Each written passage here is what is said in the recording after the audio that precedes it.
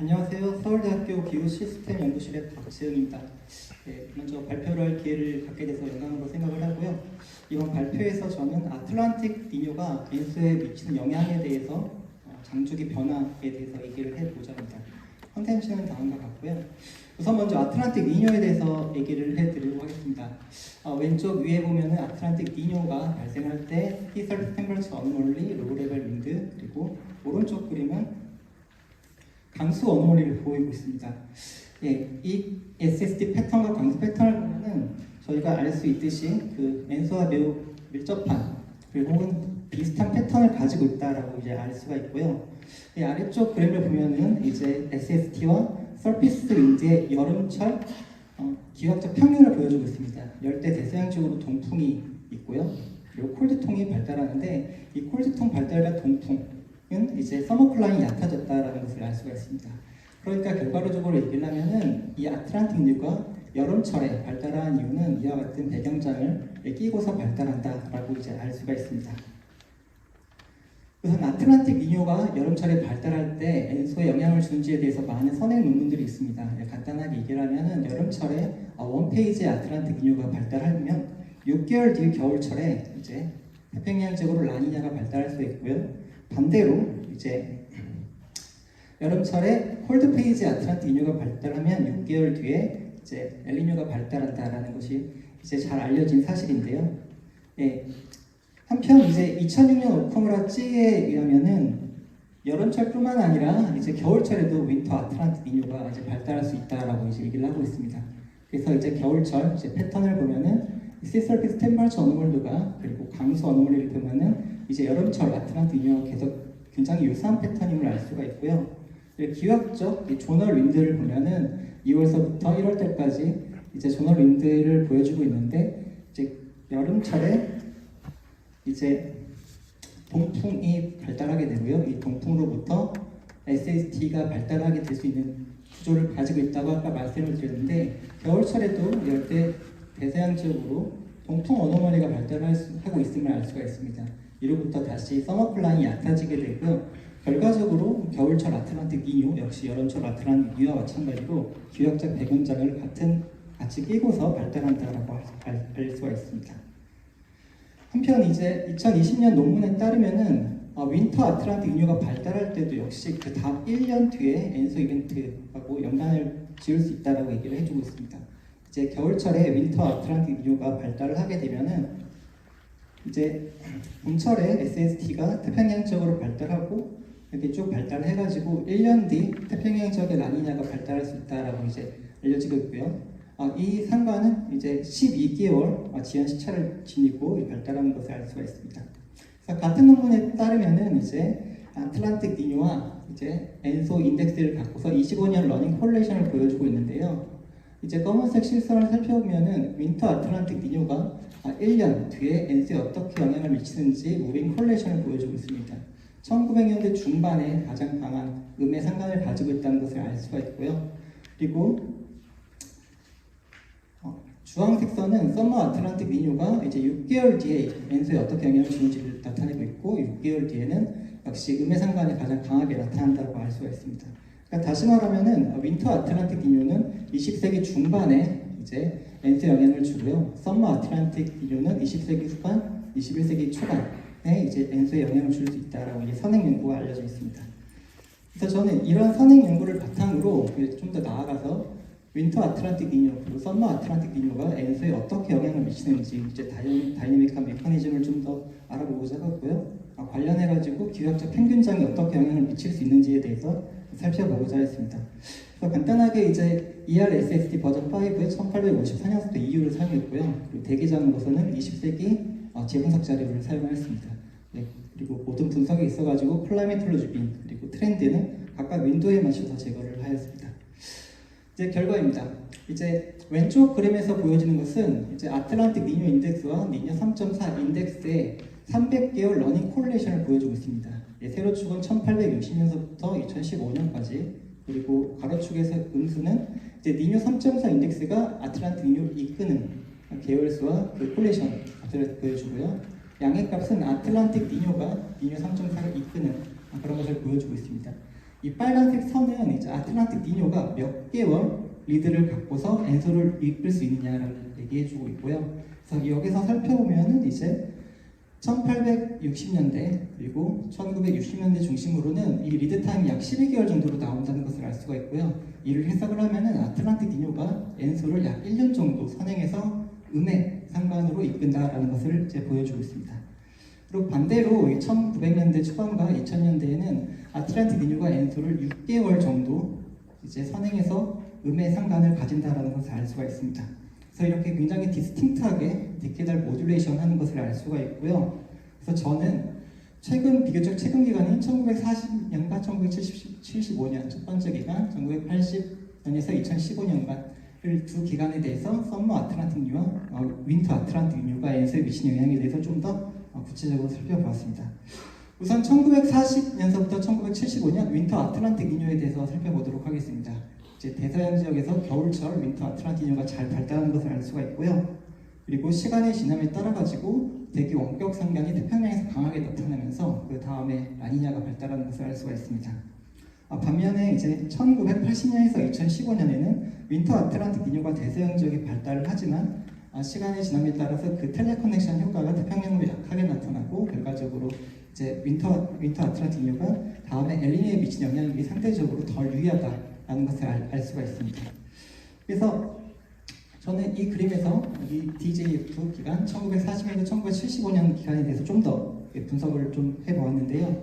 우선 아까 앞서 그린 그림을 확대를 해보면 이 검은색 선이 이제 이퀴터를 나타내고 있습니다. 여기서 살펴볼 것은 대서양 지역으로 이퀴터 지역으로 강수가 강하게 발달하면서 길타입 리스폰스가 발달하면서 남반구, 북반구의 사이클론 서큘레이션이 발달한다는 것을 알 수가 있습니다. 이는 이 지역에 굉장히 강한 엔시 커플링이 나타난다는 걸 알 수가 있고요.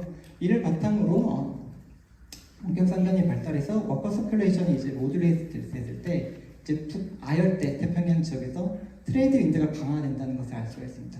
이 트레이드 윈드가 강화될 때 이 트레이드 강화로 인해 가지고 이제 서피스 지역에서 윈드 스트레스 컬이 파지티브하게 발달하는 것을 알 수가 있는데요. 이 윈드 스트레스 파지티브하게 발달할 때는 이제 적도 지역에서 히트 컨텐츠를 중위도 지역으로 빼주는 그런 히트 디스차징 프로세스가 일어나게 됩니다. 이런 과정은 상대적으로 시간이 오래 걸리고요. 그렇기 때문에 슬로우 프로세스를 통해 가지고 아틀란틱 니뇨가 1년이라는 긴 시간을 가지고서 그 다음에 라니냐를 일으킬 수 있다라고 이제 얘기를 할 수가 있겠습니다. 다음으로는 이 썸머 아틀란틱 니뇨가 어떻게 영향을 미치는지 두 시기를 비교를 해보도록 하겠습니다. 1940년에서 1975년 동안 봄철, 여름철 썸머 아틀란틱 니뇨가 발달하는 것을 볼 수가 있는데요. 태평양 지역에서는 1940에서 1975년 그렇게 큰 영향력이 없다는 것을 이제 알 수가 있습니다. 그렇지만 1981년에서 2015년 최근 기간에는 아틀란틱 지역으로 봄철서부터 여름철 지역에 썸머 아틀란틱 니뇨가 굉장히 강하게 발달을 하면서 태평양 적도 지역으로 이스터리를 강하게 유도하는 것을 알 수가 있습니다. 그 영향으로 인해 가지고 6개월 뒤에 라니냐가 굉장히 강하게 발달하는 것을 알 수가 있고요. 이 그림에서 보여드리듯이 아틀란틱 니뇨가 발달하는 데 있어서 봄철이 굉장히 중요하기 때문에 이 봄철에 대해서 다시 한번 살펴보았습니다. 그래서 1980년대부터 2015년까지 썸머 아틀란틱 니뇨가 이렇게 발달하는 것을 볼 때 첫 번째 가장 중요하게 볼 수 있는 것은 남아메리카 지역에서 이 서들리 윈드가 굉장히 강하게 발달한다는 것입니다. 이 서들리 윈드는 사우스 아메리카 로우레벨 Z로 불리게 되는데요. 안데스 산맥을 따라가지고 바람이 강하게 들어오다가 아마존 서쪽 지역에서 그 틸팅을 하면서 이제 열대 대서양 지역으로 서풍을 강하게 유도시키게 됩니다. 이 회전 자체가 이제 사이클로닉 회전이고요. 그리고 더불어서 모의세철을 열대 대서양 지역으로 강하게 공급함으로써 대서양 니뇨가 강하게 발달할 수 있는 그런 배경장을 만들어주게 되고요. 그리고 동시에 아까와는 다르게 적도 지역으로 이스터리가 강하게 불게 되는데 잘 알다시피 적도 지역으로 이스터리는 켈빈 웨이브를 만들고요. 켈빈 웨이브의 적파 속도는 매우 빠르기 때문에 결과적으로 아틀란틱 니뇨가 켈빈 웨이브를 만들고 그 켈빈 웨이브가 빠른 속도로 라니냐를 만들기 때문에 6개월이라는 짧은 레드를 가지고서 썸머 아틀란틱 니뇨가 라니냐를 이끌 수 있다는 것을 이제 알 수가 있습니다.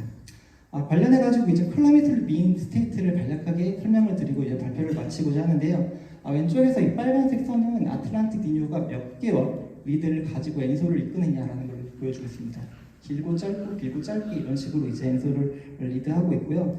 이 아틀란틱 니뇨 리드 타임을 인덱스를 갖고서 장주기 민스테이트에다가 리그레이션 시켰을 때 다음과 같은 패턴을 가질 수가 있는데요. 이를 요약을 하면은 아틀란틱 니뇨가 긴 시간을 가지고 엘니뇨를 리드할 때 태평양 지역으로 콜드통이 발달하고 그로 인해 가지고 ITC가 북상한다는 것을 알 수가 있습니다. 즉 다시 말하면 라니라이크 민스테이트일 때는 적도 태평양이 추워지고요. ITC가 북상하게 됩니다. 이런 장주기 시간에는 윈터 아틀란틱 니뇨가 엔소에 큰 영향을 미치게 되고요.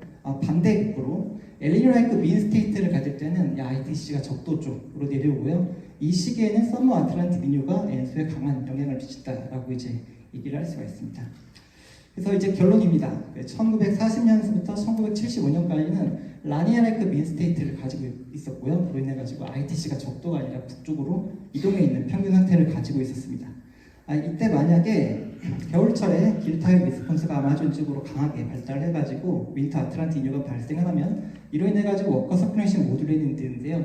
ITC가 북상을 했고 이 ITC의 위치는 에어시 커플링이 강하게 나타나는 지역이고 그로 인해가지고 강수 반응이 이쪽으로 줄어들게 되고 그로 인해가지고 2차적인 길타입 리스폰스 발생으로 인해가지고 트레인드 위드가 강하게 이제 발생을 하게 되고요. 이로 인해가지고 히트 컨텐츠가 밖으로 빠지면서 긴 시간을 주기를 가지고서 이제 윈터 아틀란틱 니뇨가 라니냐를 만들게 된다라고 말을 할 수가 있고요. 반면에 최근은 1980에서 2015년까지는 엘니뇨라이크 민스테이트를 가지게 되는데요. ITC가 적도 라인에 붙어 있는 이런 평균량을 가지고 있을 때 사우스 아메리카 로우 레벨 제트가 발달하면서 강하게 서머 아틀란틱 니뇨가 발달을 하게 되면은 워커 서큘레이션이 ITC 리지로 곧장 꽂히게 되고 적도 라인으로 켈빈 웨이브가 유도가 되면서 이제 빠른 반응으로 인해 가지고 6개월의 짧은 시간을 갖고 아틀란틱 니뇨가 라니냐를 만들 수 있다라고 이제 얘기를 할 수가 있을 것 같습니다. 제가 발표를 좀 빠르게 해가지고 이해를 잘 시켰는지 모르겠지만은 작년에 페이퍼가 나왔기 때문에 읽어보시면 더 잘 이해할 수 있을 거라고 생각을 합니다. 예, 감사합니다.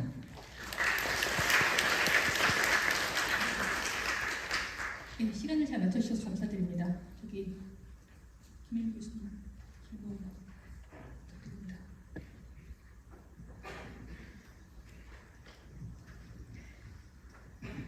네, 발표 재밌게 잘 들었습니다. 그 애틀란틱 니노가 결국 이제 엔소에 영향을 끼치는데 그 모든 엘니뇨 엔소 이벤트에 영향을 줄 것 같지는 않고 어떤 특정한 타입이 있는지가 첫 번째로 궁금하고요. 그리고 두 번째는 그럼 기존에 저희가 그냥 교과서에 배우는 뭔가 딜레이드 오실레이터 티오리에 의하면 거기서 이제 오션의 켈빈 웨이브 프로퍼게이션이 중요한데 그럼 그 메커니즘에 따르는 건지 아니면 어떤 메커니즘이 지금 전체적으로 베이스가 되는 건지가 제가 이해를 잘 못했습니다. 그 첫 번째 질문에 대해서 얘기를 하면요. 엘니뇨 타입에 관련된 얘기인가요? 2013년, 15년쯤에 한유건 교수님하고 교수님께서 이제 대서양의 여러 가지 기후 요소들 중에 CP 타입 엔소냐, EP 타입 엔소냐에 대한 그런 거에 대해서 논의를 한 적이 있는데요. 아틀란틱 니뇨 같은 경우는 EP 타입을 유도하는데 조금 더 유리하다라고 얘기를 해주신 적이 있습니다. 그리고 이제 두 번째로 이제 켈빈 웨이브 얘기를 하는데 이제 리차지 오실레이터, 딜레이드 오실레이터 이런 개념이 있는데 리차지 오실레이터 개념이라는 건 딜레이드 오실레이터의 좀 더 통합적인 개념으로 얘기를 할 수가 있고요. 그래가지고 이제 딜레이드 오실레이터의 켈빈 웨이브 로스율을 따로 본다고 할 수 있을 때 켈빈 웨이브가 적도 쪽으로 이동하기 때문에 굉장히 속도가 빠르거든요. 3m/s로 지금 그렇게 되고 그래가지고 이제 1980년대, 2015년에 아틀란틱 니뇨가 발달하면은 켈빈 웨이브가 발달하고요. 딜레이드 오실레이터 이론에 의해 가지고 직접적으로 이제 라니를 발달시킬 수 있다라고 이제 생각을 하면 될 것 같습니다. 네.